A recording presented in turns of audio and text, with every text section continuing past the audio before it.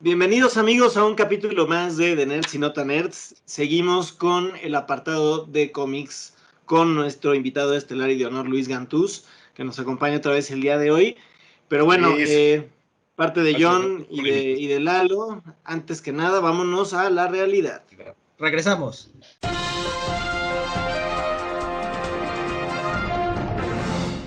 Horizon Zero Dawn ya tiene fecha de salida en PC. El increíble mundo donde Aloy tiene sus ventajas fue creado por Guerrilla Games y publicado por Sony Interactive Entertainment en 2017. Será el 7 de agosto el día que por fin se pueda disfrutar en su máximo esplendor, utilizando una PC. Estará a la venta a través de la Epic Games Store y de Steam. Apolo 13, la cinta de Ron Howard, cumple 25 años y dos de los creadores de sus efectos especiales, Kelly Peart y Matthew Butler, hacen una recapitulación del reto que significó la representación de la experiencia que vivieron sus tripulantes en 1970. Les dejamos el link a la entrevista en Variety. A un año del final de The Walking Dead, Robert Kirkman habla. El 3 de julio de 2019 fue la fecha en que pudimos conocer el final de esta increíble saga que significó un parteaguas en el género de zombies. Y un año después dio una entrevista a The Hollywood Reporter en donde explica varios puntos que nos dan un poco de luz a su decisión de terminar con la historia. Ubisoft Montreal presenta Hyperscape, su nuevo Battle Royale. Al parecer nadie se puede escapar de esta tendencia y tocó el turno al estudio de Canadá de la desarrolladora francesa lanzar su versión. La premisa gira alrededor de entrar a un mundo virtual en donde la lucha por la gloria es el pan de cada día. ¿Tendrá éxito? Solo los gamers lo decidirán. A nadar se ha dicho en Animal Crossing New Horizons. La temporada de verano llega a la isla de los fans del título más famoso de los últimos meses de Nintendo y trae con ello la posibilidad de sumergirnos en las apacibles aguas de nuestras playas para poder atrapar una nueva cantidad de fauna marina. A ponerse el traje de baño para disfrutar de este chapuzón.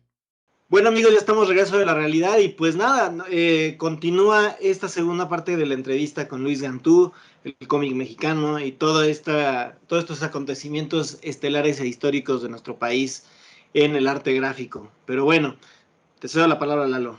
Sí, nos quedamos en el episodio pasado en un tema candente, ¿no? Estábamos hablando de qué había pasado en los 80s, 90s, un pedazo de los 2000s, y me gustaría arrancar ya con la actualidad, Luis.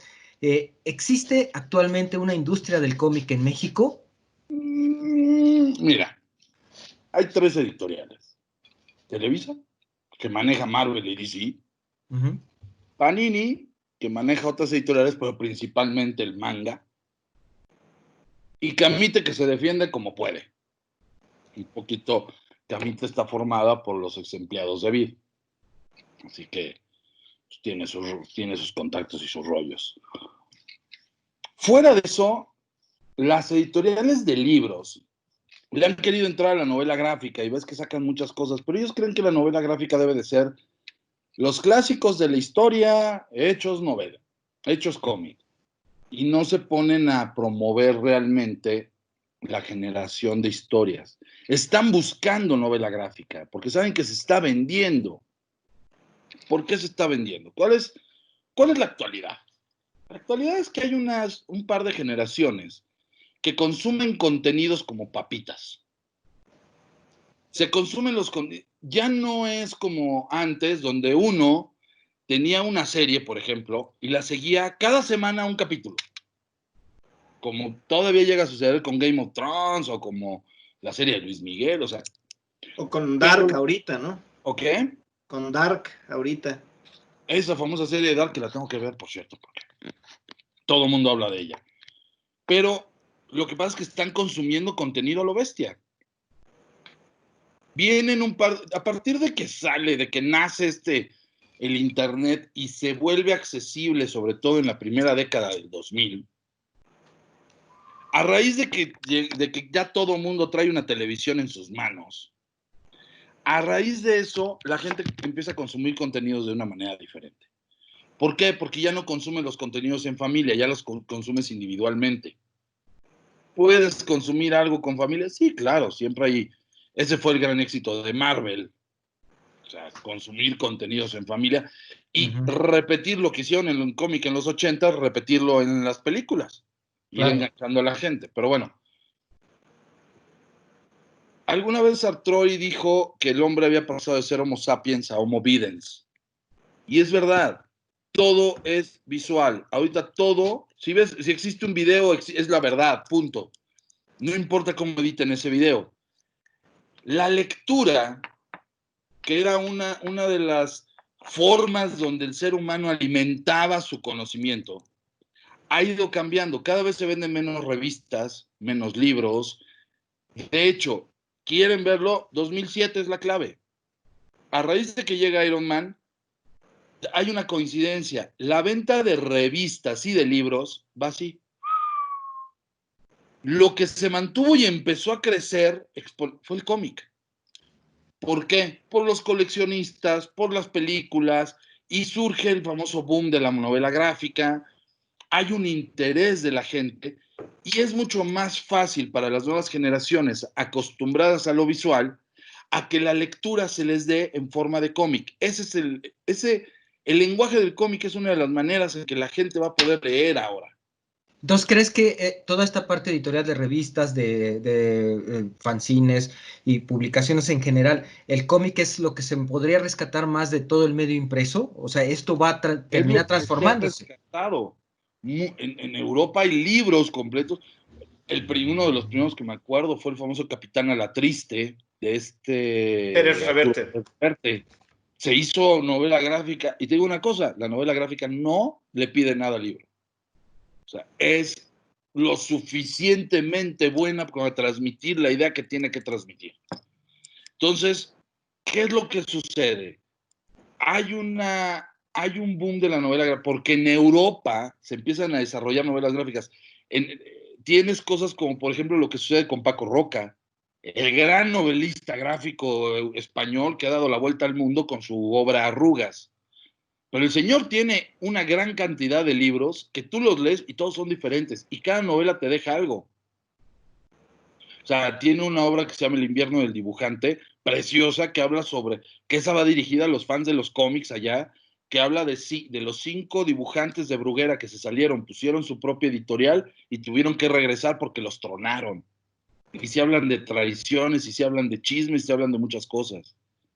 Pero también tiene El tesoro del cisne negro, que es toda una aventura alrededor de cómo los españoles recuperaron un tesoro que le habían quitado un barco gringo. Y así empiezas a ver una serie de obras que él tiene muy interesantes. Hay uno de la Guerra Civil Española, pero él empieza a contar historias a la gente. Hay otro, Kim, por ejemplo, que nos está hablando, son 2, Altarriba y Kim, con El arte de volar, y hablan de la Guerra Civil Española, pero lo hablan desde el punto de vista del papá de uno de ellos que se suicida, pero se suicida cuando tiene 80 años, porque perdió todo el... O sea, las obras son poderosas, son fuertes, sus historias son maravillosas. ¿Qué sucede aquí en México? Al no tener antecedentes, todos estos autores que ahorita en España empezaron a hacer novela gráfica, son autores que empezaron a finales de los 80s, que empezaron con las revistas españolas, que fueron combativas, que fueron diferentes, que presentaron obras diferentes, como el Víbora, como el cómics, principalmente el Víbora, y que aquí en México no sucedió. En los 80s es el gran éxito de heavy metal, donde publicaban a Moebius, a Giro, a Bilal, porque Moebius y Giro es el mismo, a Bilal, publicaban a Liberatore con Ránceros, o sea, pero en México no. Entonces nuestra generación crece copiando a los gringos, que es nuestra influencia directa. Y entonces empiezan a hacer copias gringas de superhéroes o de estilos, de cosas que se venden. Alguna vez se me criticó mucho porque yo dije que la ciencia ficción no vende en México. Es real, no vende, porque la ciencia ficción no le llega al mexicano. La ciencia ficción es referencial. Tienes que tener un cierto avance tecnológico para entender hacia dónde te lleva. Si tú lees 1984, entiendes en dónde estamos parados, pero era el absolutismo. Si tú lees a Philip K. Dick, tiene una serie de referencias sobre lo que él estaba viendo en ese momento que iban a ser los adelantos. En México, no, lo consume un grupúsculo muy pequeño. Entonces estamos hablando que los mexicanos, entre nuestro malinchismo y nuestra falta de visión, no estamos teniendo las herramientas suficientes para poder crear estas obras en el noveno arte. Eso es lo que nos está pasando. Tal vez, mira, por ejemplo, yo considero, hay gente que sí lo está haciendo, o sea, Augusto Mora, por ejemplo, con Grito de Victoria, Edgar Clement con Los Perros Salvajes, y con su novela gráfica, que a la fecha no hay quien la supere, que se llama Operación Bolívar. Bachan en el humor, con El Bulbo, con Vini, pero son poquitos. José Luis Pescador está haciendo cosas interesantes, pero son esfuerzos, y muchos de ellos se van a tener que ir al extranjero para ganar dinero. Lo cual me lleva a la siguiente pregunta ¿hay estímulos que se le esté dando a estos a autores aquí en México para que estos sirvan? Porque si no, va a volver a pasar, como dices, son estos pequeños autores que están haciendo sus esfuerzos, pero si en México no hay apoyos gubernamentales o de cualquier institución que tú quieras para que puedan salir a la luz, pues se mueren, ¿no? Mira, el problema, sí están las becas del FONCA, que ya hay de narrativa gráfica, tanto a jóvenes creadores como a el Sistema Nacional de Creadores. Pero en realidad tienes un problema, te pagan por hacer la obra, pero no te explican cómo publicarla. Hay un cuate que hizo su novela, lo que pasa es que no le he podido conseguir, que esa es otra. Es muy difícil ya conseguir este tipo de obras, porque se publican en pequeños tirajes y se atomizan en toda la... Entonces solo cuando vas a eventos de cómic llegas a ver alguna de estas cosas, pero para saber cuál es la buena, la verdad poca gente se dedica a buscar esto. Está, digo, el apoyo del FONCA. El problema es que nunca se le ha dado una salida. O sea, los apoyos del FONCA son muy buenos, pero no tienen una salida, no tienen una forma de hacerlo negocio, de decirle, ok, te vamos a apoyar, te vamos a publicar, o sea, vamos a apoyarte para que hagas tu obra, pero acabando el año tienes que tener la obra completa. No les exigen eso, con que tengan una parte. Muchos de los ganadores de jóvenes creadores nunca publicaron su obra. No, pues ¿cómo? Hay por lo menos un par, y uno sí puedo decirlo, este cuate Rulo Valdés, que anda diciendo que dibujó en Marvel y todo eso, ha hecho pedacitos de su obra y ya van 2 veces que le dan la beca.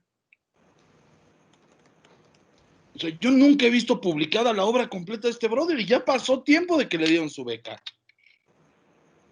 Y hay otros, y así hay muchos, hombres y mujeres.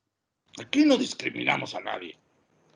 Hombres y mujeres no están encontrando la salida, o no le están buscando la salida, o su trabajo nada más es para, ok, ya cumplí, ya me mantuve ahora lo que sigue, ¿no? Ya me dieron 15,000 varos en jóvenes creadores, o 14 o 10, no sé cuánto les den mensualmente, y 28,000 varos al Sistema Nacional mensualmente durante 3 años. Jóvenes creadores, durante 1 año te van a dar tu lana. Solo he visto trabajo, Juan L., Augusto Mora, son de los pocos que ellos buscan la forma de publicar, pero también son esfuerzos individuales. Eso es justo lo que te iba a decir, pero entonces no hay un estímulo tampoco por parte del sector editorial, porque estamos hablando nosotros gubernamental, pero... El sector editorial de repente ve algo que funciona. ¿Cómo funcionan las editoriales? Ay, esto está funcionando en internet, está jalando, vamos a publicarle un libro. No, pero no quiero un libro de lo que estás publicando. Quiero un libro que hable sobre la relación de pareja. Oye, pues sí, mi cómic, Jules de Papier, por ejemplo, le hicieron hacer un libro sobre la relación de pareja. El libro al final acaba siendo algo que no buscabas de ellos porque a ti te gusta, pero el nombre vende. Cindy la Regia tuvieron que hacer libros diferentes porque no publicaron las tiras.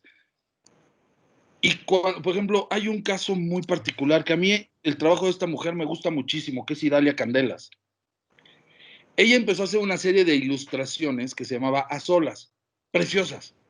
Tienen toda esa fuerza y lo que ella quería expresar eran dibujos de mujeres solas, en la cocina, en el comedor, pero tenía la fuerza, por ejemplo, de que la veías en la cocina como tomando un café, mirando por la ventana. O sea, eran ilustraciones que marcaban todo este sentir que tienen las mujeres cuando viven solas. El libro las ilustraciones tuvieron bastante éxito y le sacaron un libro con estas ilustraciones y una serie de pensamientos alrededor de eso. Y Dalia quiere desarrollar otra cosa. Y lo que le están pidiendo, no, mira, ahora vamos a hacer el rollo de la mujer, pero a solas en la calle. Es que esto ya funcionó. Dice, sí, pero puedo hacer otra cosa. No me interesa que hagas otra cosa, quiero lo que ya vendiste. Pues entonces empiezan a encasillar a una persona, estas editoriales, y pues acaban tronándolo. No, tienes que agarrar eso y decir, a ver, ¿cuál es tu proyecto? Yo he hablado con Idalia y tiene proyectos maravillosos. Las editoriales no lo entienden. ¿Por qué no lo entienden? Porque durante todos los 90 nos encargamos de decir que los editores eran una mierda, desgraciados, infelices, poca ropa, nalgapronta, come cuando hay, como dijo este. O sea, y no hay editores en México. Y los pocos que hay no tienen esa noción, ni esa apertura, ni ese detectar talento y llevarlo a un buen punto que pueda ser comercial entre el público. No lo entienden. Se fijan en, mira, este güey está vendiendo, vamos a jalarlo. Pero no saben trabajar con esta persona. Y esto está sucediendo no en todo el medio editorial. Entonces, los que llegan a ganar la beca, pues luego ni siquiera terminan el trabajo o hacen las páginas que necesitan y ya se acabó. Pero viven diciendo que son ganadores de la beca del FONCA. Entonces, ya gracias a eso van a dar conferencias, son gente calificada para hablar de cualquier cosa de la historieta mexicana, cuando honestamente el 90% de ellos no tienen ni puta idea de la historieta mexicana. Sus influencias ni siquiera vienen de la historieta mexicana, o si vienen, son de los últimos 20 años. Claro. La gran mayoría desconoce completamente. ¿Y sabes por qué te das cuenta que lo desconocen? Porque cometen los mismos errores. Sí, claro. No, y si son de los últimos 20 años, como lo hablamos en el programa pasado, pues son 20 años de errores, ¿no? Si tú les dices, no, espérame, es que si haces esto, mira, en 1940, tú te estás yendo al pasado. Le digo, güey, es que si no conoces el pasado, lo único que vas a hacer es repetir los errores. Claro. México necesita recuperar su pasado, conocerlo, para dar un corte de caja y empezar a ir hacia adelante. Pero cada pinche sexenio estamos hablando de un héroe o de la independencia o de la revolución o de reforma. O de la reforma. No mames, ya vamos a empezar a ver hacia adelante, porque la neta estarle chupando los huevos a los héroes que nos dieron patria nos da en la madre. Pero bueno, eso es otra vez política y ya me estoy metiendo en pedos que no me tocan. Entonces, no soy un robot, por favor, Ale, ahí sobre la cara de Luis. Así, tenemos una sección que no soy un robot acá. Entonces, para serte muy honesto, eso es lo que les pasa. Ahora, ¿qué ha sucedido? El 80% de los creadores nacionales que están haciendo cómic están metidos en una zona de confort llamada convenciones o eventos. Ya solo venden ahí. Nadie está buscando un camino para distribuir o para sacar historietas por otro lado. Los que están buscando se están yendo al extranjero. Este ha sido uno de los problemas. La mayoría de los creadores están en una zona de confort. ¿Por qué? Porque van a ir a vender sus 10, 15, 20, igual hasta si les va muy bien, como en la Conca del 2017, les va toda madre y venden un chingo todo lo que llevaban. Y van a salir felices y van a salir con dinero y se lo van a botar en lo que sea. Porque tampoco hay una administración, porque también dejaron de hablarle al público, le están hablando a ese público que va a eventos, que es cíclico, le están hablando a sus cuates, dejaron de hablarle a un público, les vale madre. Se pone de moda las biografías, todo mundo hablando de su pinche vida, aunque no sea interesante. No se dieron cuenta que para que una novela autobiográfica, pues tienen que tener una vida medianamente interesante. Pero si viven encerrados con 4 gatos, no es interesante. Oye, pero para esto, entonces, podemos decir que sí hay una escena, o sea, sí hay contenidos, pero el aspecto entonces es económico, por lo que nos estás diciendo, es económico y responde a que no se apoya. Güey. Es empresarial. empresarial. Pero mi punto es ese, pero existen contenidos que no se, o sea, conocidos, pero que no se masifiquen. No. Por este tema. Ese es el problema. Los contenidos, al estarle hablando a sus cuates, están hablando de lo que a ellos les gusta y se vuelven. Pero yo me refiero aparte de estos becados. No, o sea, aparte de los becados, hay todo un movimiento, hay una escena, hay muchos creadores, porque tú puedes ir a cualquier evento, pero esos creadores, muchos de ellos están vendiendo dibujitos. ¿Por qué? Porque pues nadie compra sus libros, entonces venden dibujos a la gente, porque eso es lo que saben hacer, y la gente al final lo que le gusta es ver dibujar. Pero hay una escena, hay quien sí se está esforzando. Joshua, hay gente como Bev, como Bachan, hay gente que realmente está haciendo historieta. Augusto Mora, Edgar Clemen, José Luis Pescador, en fin, sí hay mucha gente que está haciendo historieta, y buena historieta. Ahorita me acordé de Pavel Ortega. El problema es que no están teniendo salida sus obras más que por los mismos canales de siempre. Los mismos canales. Y los becarios es lo mismo, les van a acabar dando la beca, porque acaba siendo un pedo endogámico. Todos nos conocemos ya en el medio. Pero necesitas que salgan más. Y luego se quejan de, es que tú no conoces a los nuevos. No los he visto. Si no los conozco yo, que estoy metido y que trato de ver qué hay de nuevo, y que seguramente si hay una historieta que está funcionando y está haciendo las cosas bien, de repente me va a llegar por lados que yo no conozco, que no esperaba. ¿Por qué? Hay una historia que se llama La tuya en vinagre, muy divertida, de Sergio Neri. Esa me llegó por unos amigos que viven en otro lado. Y dije, güey, ¿ya viste este cómic? Cuando llega alguien que no lee cómics a decir, no, ya leíste ese cómic y no lo conozco, digo, no mames, lo tengo que conocer. No está pasando eso. Eso quiere decir que nos estamos siguiendo, estamos metidos. Y digo, ok, pues igual y sale por ahí uno nuevo, pero no encuentra un camino. No hay editores, no hay un apoyo en distribución que te pueda llegar a poner en los puntos. La gente cada vez se aleja más de este negocio de comprar lo nacional. Y seamos honestos, ¿para qué necesitan comprar lo nacional cuando tienen 2 racks de Samurs llenos de novelas gráficas y de historietas que pues por lo menos tienen la garantía de que son personajes conocidos? Claro. Aquí realmente, digo, hablando de una forma más general de este tema, ¿cómo afectó esa entrada del cómic del cómic extranjero? Hablando cómic y manga, ¿no? Justo para lo que estamos viendo. Desde que nació Superman, sí. Creo que al mes ya se había publicado en México. El cómic extranjero siempre ha vivido en México. Las primeras publicaciones, como les dije la vez pasada, están hechas, o sea, los primeros estaban basados en el cómic gringo. Nosotros siempre hemos tenido la influencia del cómic gringo, siempre. Lo que pasa es que antes había un contrapeso de cómic nacional. ¿Por qué? Porque al final era como las películas mexicanas de la época de oro. Sabían qué le gustaba a la gente. Detectaban. Sí, tocaban temas sociales. Y detectaban. Ahora, ¿qué es lo que le interesa al mexicano? ¿Qué está leyendo el mexicano? O sea, metidos en toda esta vorágine, con la división que tenemos en el país, con todo el problema que está pasando con este presidente nuevo, con los de derecha, con los de se supone de izquierda. ¿Neto no podemos contar historias de nosotros? La gente está más politizada que nunca. No estamos contando nada. Posiblemente el humor, una revista, una historieta, no una revista, una historieta de humor social, no político, porque lo político se muere al siguiente día. Sí. Aunque el chamuco es bueno, Sí, el problema del chamuco es que trata de leer el chamuco de hace 3 meses. Sí, claro. Sí, pierde vigencia por completo. O sea, hay cosas que ya se te olvidaron. Sí, totalmente de acuerdo. O sea, yo tengo el chamuco y lo tengo desde su principio. No mames, hay cosas que sí.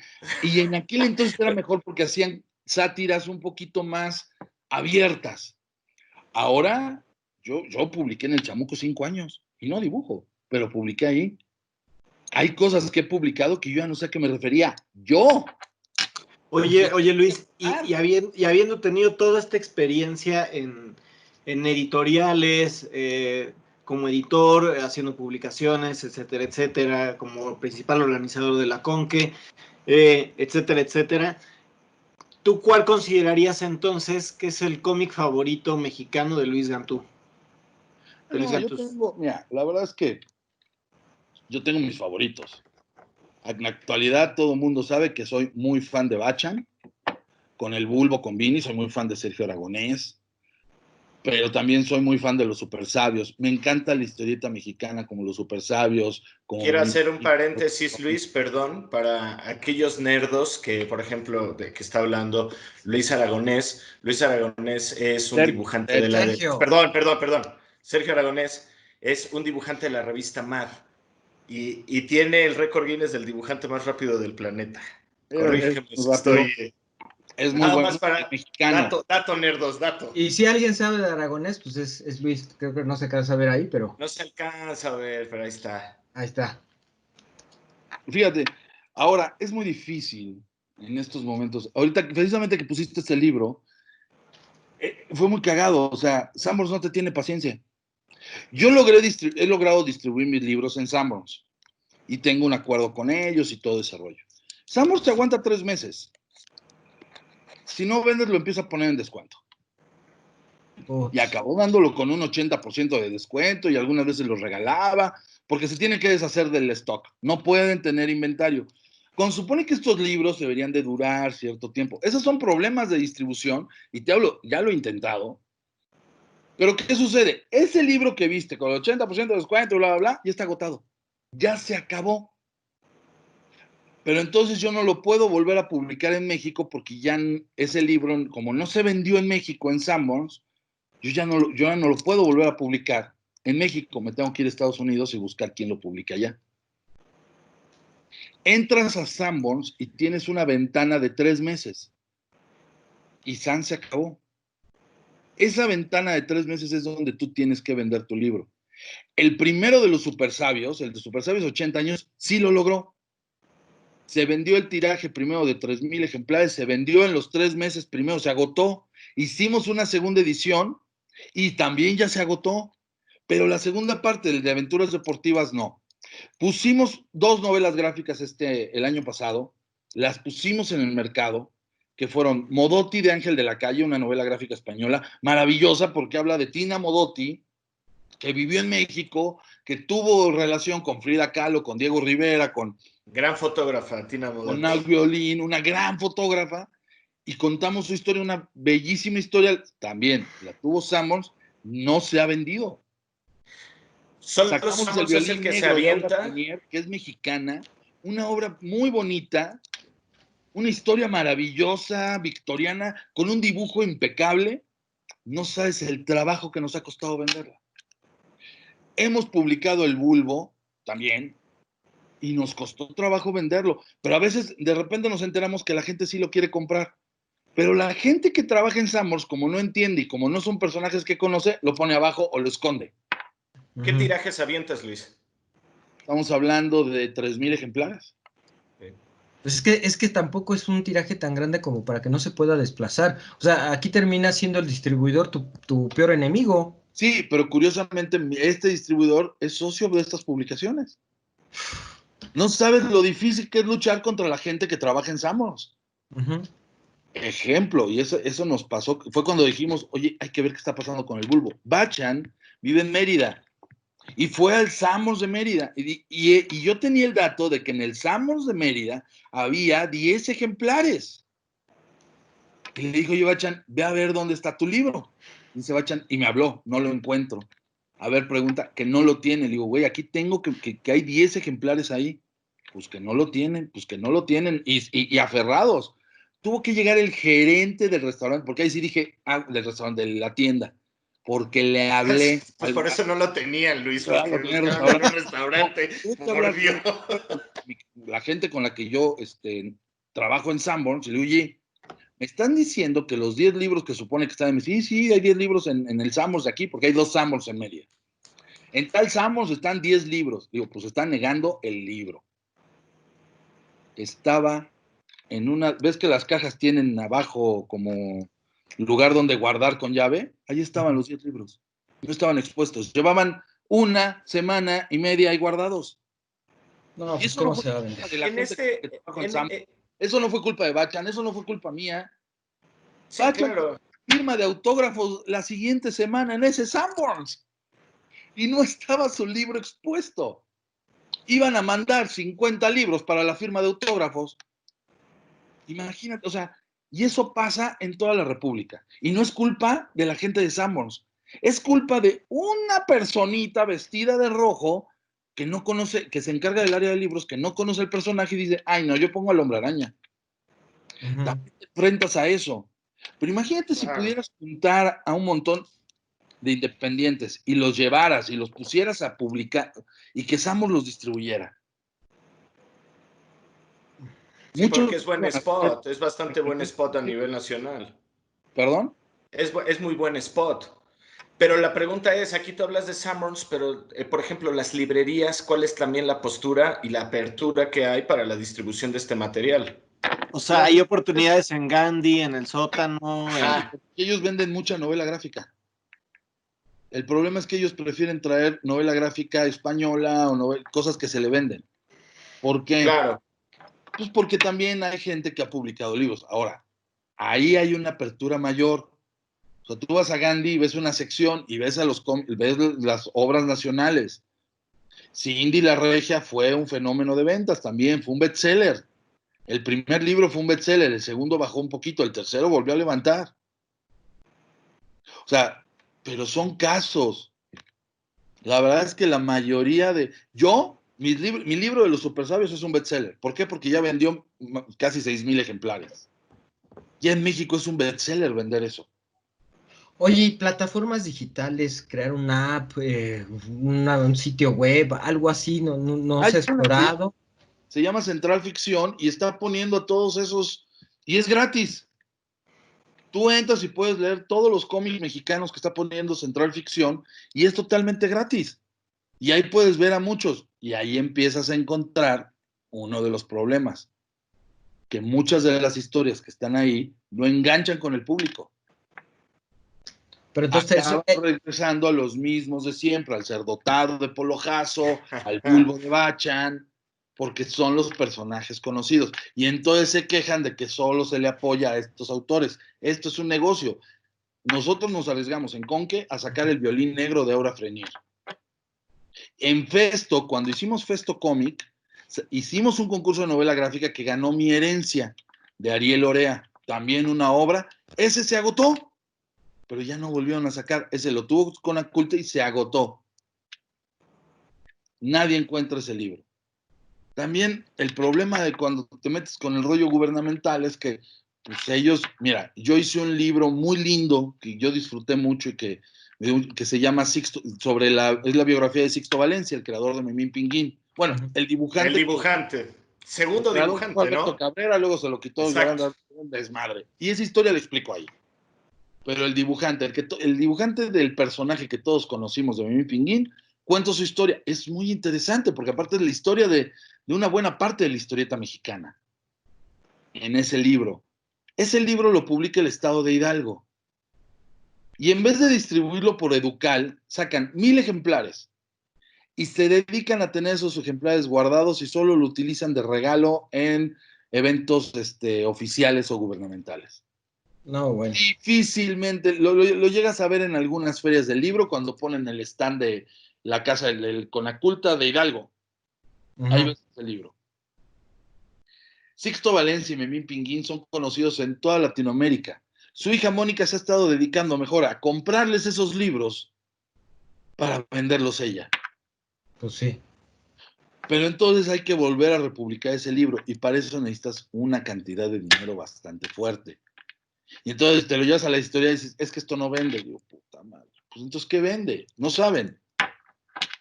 A mí me rechazaron mi libro de Super Sabios por todos lados.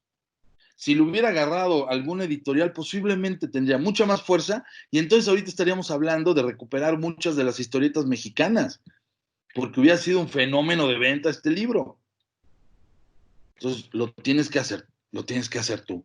No, ¿y cuántos no hay como tú, justo que tienen este problema y que obviamente no encuentran ese apoyo? Mira, yo he podido abrir muchos caminos por ese lado, por medio de la Conque y por medio de hablar y de negociar y de que me tuve que preparar y entonces volverme editor y volverme negociante y volverme administrador y volverme un montón de cosas, aunque a veces no te salen. Yo quiero hacer una cosa y tengo que hacer un chingo de cosas más para poder hacer lo que yo quiero. Yo sería feliz haciendo libros, investigando sobre la historieta o escribiendo qué está pasando, haciendo un montón y apoyando a los jóvenes a sacar sus cómics. Pero no puedo.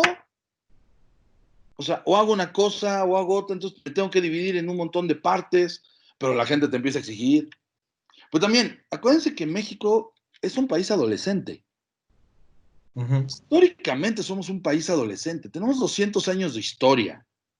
Y de esos 200 años nos hemos pasado 150 madreándonos entre nosotros. Seguimos. O sea, lo estoy contando, tal vez por ahí de la época desde Cárdenas a antes de Echeverría, bueno, nos seguíamos madreando, pero no, por lo menos hubo un adelanto social y se hicieron cosas. Después de Echeverría nos hemos seguido puteando. Entre la guerrilla, entre los malos presidentes, la corrupción, el robo, y ahorita más que nunca. Entonces, si nosotros como mexicanos somos un país adolescente, y somos adolescentes porque odiamos al papá, le mentamos la madre al pinche papá porque nos caga la madre, pero necesitamos un papá y que nos dé dinero para irnos de borrachos. Aunque no tenemos edad para tomar, pero nos encanta ponernos hasta la madre.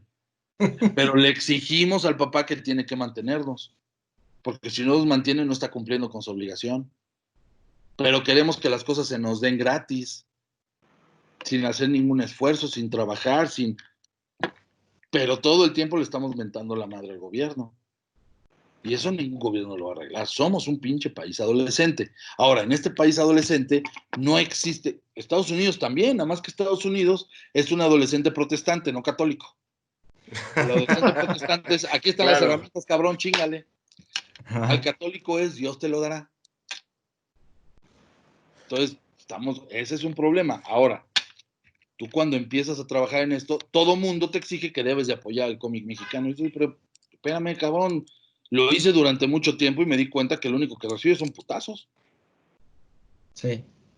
Y que si les dices la verdad, güey, no puedo publicar tu historieta porque no sirve, no es comercial, no mames, eres un ojete de mierda que no sabes apreciar el arte. Y sácalos de ahí. Por favor, no hay forma. Pónganlo como cita, así, tal cual. O sea, y eso pasa mucho en México. Y Pero eso eso pasa en muy todo tipo de arte, en todas áreas, ¿no? O sea, yo siento que eso también sí, pasa muchísimo en el cine, en la música. En la música yo lo he visto muchísimo, ¿no? O sea, se quejan de que no hay espacios, no hay foros para tocar, no hay disqueras independientes, no hay apoyos, incentivos, festivales para poder tener mejor exposición. Pues sí, güey, pero es que tampoco vamos a exponer la música tan mala que estás haciendo porque necesitas entender que necesitas producirla mejor. Y es la misma historia que acabas de contar del cómic, pero relacionada a la música. Claro, porque somos un país adolescente. Somos un pinche país que en vez de estar creando cosas, estamos copiando. Estamos esperando que los demás generen para nosotros copiarle. Una vez, y fíjate, fue muy representativo, cuando sale la serie de Luis Miguel. No mames, todo mi Facebook, ¿qué te puedo decir? El 90% de los autores diciendo que la serie es una mierda, que cómo lo hagan. Digo, oigan, cabrón, espérenme tantito. ¿Ustedes como creadores no deberían de estar viendo qué está haciendo bien esa serie? No, es que esa serie funciona sola porque es Luis Miguel. Digo, no, cabrón. También hicieron una serie de José José que tiene una historia mucho más interesante que la de Luis Miguel. Y es una mierda, aburridísima. Y han hecho historia de Paquita la del Barrio, y han hecho historia de Silvia Pinal, y han hecho historia. Pero la de Luis Miguel, como la contaron, como la estructuraron, como la produjeron, como la hicieron. Podrán decir que es una mierda, que no sé qué, que pinche Luis Miguel. La historia cambió la discusión en México. Y eso, estamos hablando del año en donde nada más se hablaba de elecciones y del Mundial de Fútbol. Y el temblor. No, pero también tiene mucho que ver, Luis, la publicidad que se le da, porque justo José José también tuvo publicidad, pero un mal timing en cuanto a ya había salido la de Luis Miguel y después sacan esta y la gente no le interesó porque estaban clavados en la otra. Pero justo es eso, la publicidad es lo que le da y le metieron muchísimo a la de Luis Miguel y veías Luis Miguel en parabuses, veías, sí. O sea... No, sí, pero hay una diferencia en cómo está filmado. O sea, la de Luis Miguel está filmada No, pero independientemente del contenido, sí es el canal de distribución, justo que lo que ha afectado al cómic. El cómic, pero no, sí, John, pero ahí sí te digo que sí te equivocas porque es la publicidad. Tiene más que ver con la hechura. Y el punto es que la de José José está hecho como una teleserie, como El Señor de los Cielos más que nada, mientras que Luis Miguel está filmado... Pero puedes tener el mejor proyecto, y bien lo dijo Luis, ¿no? Su libro de los supersabios puede ser el mejor libro de los supersabios que exista y no se le da publicidad, por lo tanto no llega. Espérame, se vendió. El libro de los supersabios se vendió. la gente lo consumió. No, está bien, perdón. Entonces fue, no, perdón, fue el otro libro. No, porque el de Aragonés, exacto, perdón. Sí, Sí, porque habías dicho los dos. Pero justo puede es ser eso. una buena obra y no es una cuestión de publicidad. Tal vez es una cuestión de interés. Yo sí te digo, yo, después de ver la de Luis Miguel, dije, puta, la de José José, no mames, la quiero ver. Te aguanté 3 capítulos. Y cuando empezaron a hablar de los pedos de la prima que se acostó, que quería ser monja y acostó con el jardinero, dije, ¿eso qué chingados tiene que ver con José José, cabrón? Bueno, pues ya eso es, pero ya eso es contenido. No, yo hablo de... El problema es el contenido. En la nueva estructura, en esta nueva forma de consumir contenidos que son, por lo menos los audiovisuales, que son estas plataformas como Netflix, como Amazon Prime, se hace de boca en boca. Claro, saben que va a haber una serie fuerte y le meten una... ¿Por qué? Porque el primer fin de semana que se estrena esa serie es como los estrenos en el cine. Le tienes que hacer publicidad. Pero en vez de entender eso, están haciendo teleseries para agarrar y volver telenovelas estas historias. No, el consumo ya cambió. Y en vez de copiar lo bueno, estamos copiando. Ve las producciones que han tenido éxito. Los Soprano. Perdón, cabrón, es una pinche producción bien hecha, un guión bien estructurado. Sí sabes que aquí las televisoras, a los primeros que corrieron a finales de los 90 y a principios de los 2000 fue a los guionistas. Televisa y TV Azteca, los primeros que corren son a los guionistas. Ese es un problema. Lo que está regresando son productoras que dicen, espérame, vamos a cuidar el guión. Yo te reto, por ejemplo, a que veas Coco y que veas en el DVD de qué iba la historia de Coco y cómo lo que vimos es totalmente diferente. Esos güeyes revisan una y otra vez sus guiones hasta que queda un producto que cumple con todas las expectativas y con todas las necesidades que quieren ellos. Qué bueno, que al final Coco ya viste que tuvo esta polémica porque era una historia que supuestamente se la robaron y que estos cuates sacaron el de Día de Muertos no tiene nada que ver. Exactamente. La famosa serie del Día de Muertos, no. Tú ves cómo prepararon Coco, no tiene nada que ver con cómo prepararon el Día de Muertos. Sí, no, la metodología pero el background es lo que dicen. Era nuestra historia. El problema es que ellos tenían antes la idea del Día de Muertos, pero se tardaron más en producir lo que dicen. Exactamente. Y Disney, perfecto, yo no voy a hacer... A ver, cuando salió Bichos y salió Hormiguitas, ¿quién la armó de pedo? Al final acabas consumiendo lo que a ti te gusta de esos dos. Si Coco se consumió tanto, fue porque fue una historia que respetó la tradición y le agregó a la leyenda. Eso es impresionante. Yo no te voy a decir si está bien o mal, eso ya es justo de cada quien. Pero esos güeyes lograron respetar la tradición porque todo el tiempo estás entendiendo que es en México y que es una tradición mexicana. Pero eso del Mictlán y ese rollo de la Ciudad de los Muertos, donde hay un concierto y dices, güey, ¿qué pedo? ¿Sí? Sí te lo creo, sí te la compro. Sí te lo compro. Ese pinche puente de hojas de cempasúchil, donde si no te hacen tu ofrenda, no vas a poder salir de ahí. No mames, qué manera de generar de nuestras tradiciones, contar una historia que nos metió a todos a ver esa película. Eso es lo que no se está haciendo. Y eso también, a mí me preguntaban sobre el cómic. No, el cómic al volver, el autor mexicano en estos momentos que está generando contenido, al estar metido en una zona de confort, que no le está hablando a un público, sino le están hablando a los mismos de siempre, se volvió endogámico. Y entonces no está generando contenidos que se puedan trasladar a otras. Y te aviso una cosa, el cómic como producto de consumo es carísimo de producir. Las empresas no pueden pagar fácilmente ya el producir cómics, sino son los 3 grandes. Hay 3 grandes industrias que son la estadounidense, la francesa y la japonesa. Atrasito de ellos tienes a la brasileña y tienes a la italiana. La brasileña defendiéndose con Mónica y todos sus personajes creados por Mauricio en los 80s, y la italiana con Bonelli, con Dylan Dog y con Martin Mister y un montón de personajes. Y la española que ahorita empieza a entrar, tiene un poco de fuerza, porque recupera todos sus personajes clásicos de Bruguera y además está generando novela gráfica. Bueno, esas industrias están apoderadas del mercado del cómic a nivel mundial.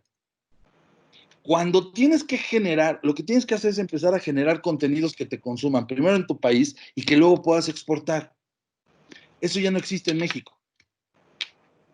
Y cuando llega a ver alguno de esos tipos de contenidos, los autores empiezan a creer que todo mundo les quiere robar la idea. ¿Por qué? Porque los guionistas te van a decir esto no lo puedes hacer así o ya.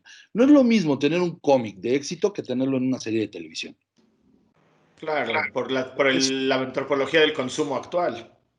Por eso las grandes empresas cuando te compran uno, te compran los derechos, te compran el producto y lo adaptan al cine. Si el producto es lo suficientemente sólido, mantienen las... Ve The Boys en Amazon.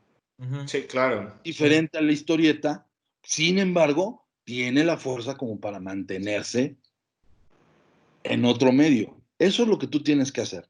Y eso está pasando en la música, está pasando en el cine. En el cine tenemos un gobierno que te da 25 millones. Te aceptan el proyecto de 25 millones. Lo que están haciendo todos son películas que se graban en pinches escenarios de 2 pesos, con una producción de 3 pesos, y se están gastando 1 millón y se están quedando 24. Pero eso sí, tenemos un chingo de cine mexicano. Y no es cierto. La gente no lo está consumiendo. Por ahí, fíjate, y aún así, cosas como Nosotros los Nobles, que es un remake del Gran Calavera. Cosas como No Manches Frida, cosas como Cindy la Regia, o como la película de Derbez, siguen funcionando. La gente, tal vez hay algo que les habla a esos. Esas películas tienen algo que algo le está diciendo al mexicano. El problema es que cuando encontramos una fórmula, la repetimos hasta que se vuelve insufrible. Claro. Sí. Y esa es una de las broncas de la creación en general en México. No mames, funciona el reggaetón. Puta madre, al rato, si no se hubiera muerto, Aute tendría que hacer reggaetón, cabrón. En serio, esa es una de las broncas. Todo el mundo haciendo reggaetón. Y lo único que haces es, bueno, ¿y la otra música? Ahorita hay muchos canales. Está Spotify, está YouTube. Cosas que tú puedes subir tu música. Puedes hacer, hay Vimeo, hay YouTube. Tú puedes subir también tus cortos y llamar la atención. Un buen corto llama la atención. Una buena historia y que te lo empiecen a pasar por WhatsApp, un cortito de estos divertidos. Órale, qué chido. Se empieza a volver famoso. ¿Cómo crees que salió Huevo Cartoon? Sí, Sí, claro. claro. En animaciones de Flash. Y simplemente lo que pasa es que nos empezamos a rolar en los mails esas animaciones porque nos daban risa y la querías compartir con tus cuates. Así se hace también. ¿Cuándo has visto una tira cómica mexicana que te llegue a tu WhatsApp, a tu mail? En los últimos 8 años. Es que creo que ahí es donde se tiene que empezar a explotar el medio de Instagram como tal para ese mismo tipo de propagación, porque se presta mucho la plataforma en un escenario vertical.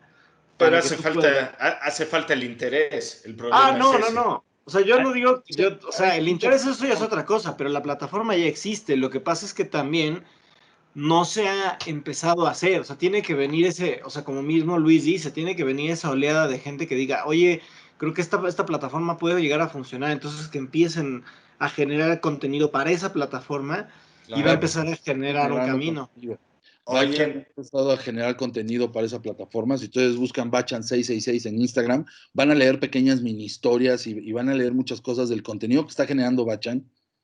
Pero Bachan es un creador que ha trabajado para el extranjero, que trabaja para publicidad, que tiene muy clara su idea y hacia dónde va. Y entonces es alguien que puede... Y a Bachan lo ves en Webtoon. Ahora, Bachan ya se convenció de que su futuro está en el extranjero.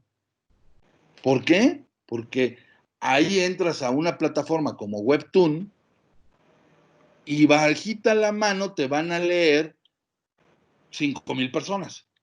Cuando aquí en México, puta, te tienes que partir la madre entre memes, entre chistecitos de WhatsApp, entre robo de Twitch, o sea, para poder generar una... Y si no hablas de política o si no hablas de... si no haces un chiste social, Ahorita en México no se está consumiendo narrativa. Se están consumiendo series como locos, pero también poco a poco, fíjate cómo es la gente. Hace rato mencionaste El Señor de los Cielos. ¿Neto? De todas las series de narcos que hay, ¿tú escogerías El Señor de los Cielos? No, claramente no, pero el grosso de la población lo hace. Sí, porque es más fácil de digerir. Yo prefiero 1000 veces Narcos México de Netflix a estar viendo 60 capítulos de cada temporada del Señor de los Cielos, que aparte no tienen ni siquiera una realidad o una vigencia de lo que sí está sucediendo en México. Sí, que termina siendo una telenovela, ¿no? Exacto. De narcos. Y al final estás haciendo al héroe a un güey que fue un narco que mató gente, que hizo, que desgració Los antihéroes, familias. ¿no? Los famosos antihéroes, neto. La otra vez yo me di cuenta que estaba triste porque atraparon al Chapo. Dije, a ver, espérame, algo está mal. Pues sí, si me aviento su miniserie, pues decir, ay, pobre Chapo, tan bueno que era. Oye. Sí, está. Claro. ¿Qué Oye, Luis. Pero también ahí sí, igual yo haría un poco de polémica en eso, porque yo creo que ese tipo de contenidos son necesarios y más hoy en día, porque como nación no terminamos de entender la profundidad del problema del narcotráfico y se necesita visibilizar el problema como es y como ha sido y con la gente involucrada Claro. para que se genere una memoria histórica de lo sucedido y se le demande pues, correctamente a los gobiernos, al actual y a los entrantes acerca de ese tema, o sea que tienen que rendir cuentas en ese sentido, ¿no? O cambiar el status quo para hacer que ya sea más benéfico, ¿no? Que ese es otro de los caminos que se proponen. Pero bueno, ya no entraremos en ese tipo de polémicas. Estamos ya casi por Vámonos, el programa, vámonos pero a la recta final, ¿no? John tiene una pregunta muy importante que quería hacer yo- acerca de la Conque. Exacto, pero yo quiero decirte, Luis, justo hablando del cómic y que después nos desvirtuamos en un divague fenomenal de los medios audiovisuales que también sufren de lo mismo, pero justamente tú platícanos de casos de éxito que hayan habido en la Conque, para no ahondar tanto en la Conque, porque yo creo que la Conque también sería un especial, pero justo, ¿qué casos de éxito tuviste tú de cómic nacional en la Conque, en la historia? Sí, ojalá tuvieras el de cuando empezó, en el 94, si no me equivoco. Mira, casos de éxito vi varios. Vi el caso, por ejemplo, de Buba, de José Quintero, que se volvió el ícono de los 90. Era brutal el éxito y el mismo Pepe se encargó de matarlo. Nunca hizo nada con su personaje y era un personaje que a finales de los 90 era súper conocido. Es más, en el 2000 fue el libro más vendido de Vid, por arriba de todos los especiales que sacaban de superhéroes. Muy por encima.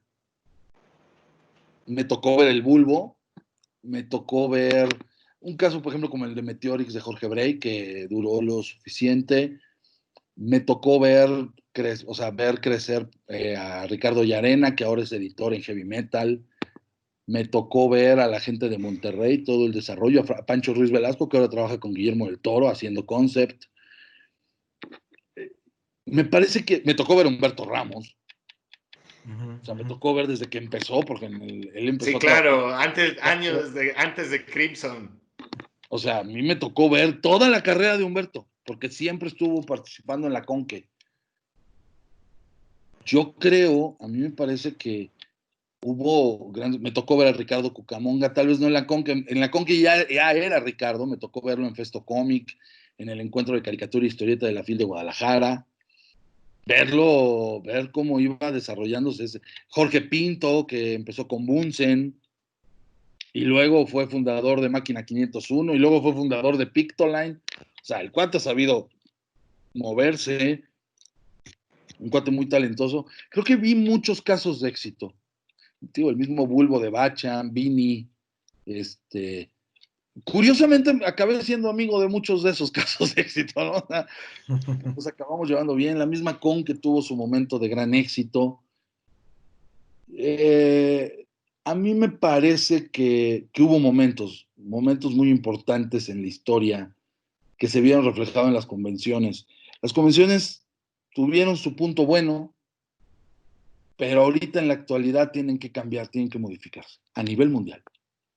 Ya el esquema de la convención, la misma Comic Con de San Diego ya se dio cuenta que por ahí vienen broncas, o sea, es un momento, esto de la pandemia, la crisis, yo creo que esta crisis a nivel mundial en el cómic, puta madre, va a costar trabajo levantar. ¿Por qué?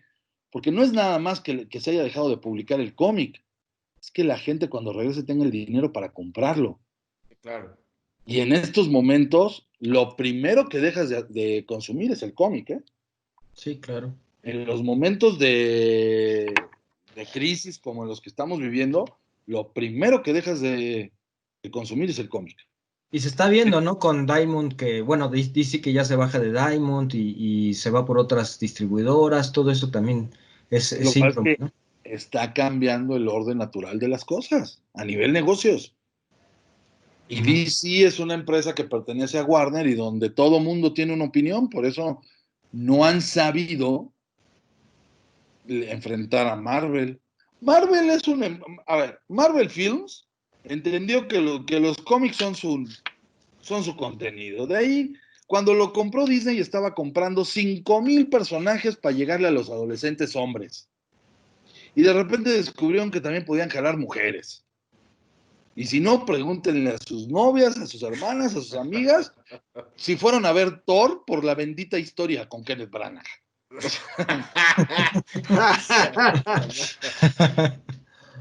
Y no es sexismo, pero seamos honestos, yo no ha habido una mujer que me diga, no, a mí lo que me interesaba era ver cómo presentaban a Thor o al Capitán América.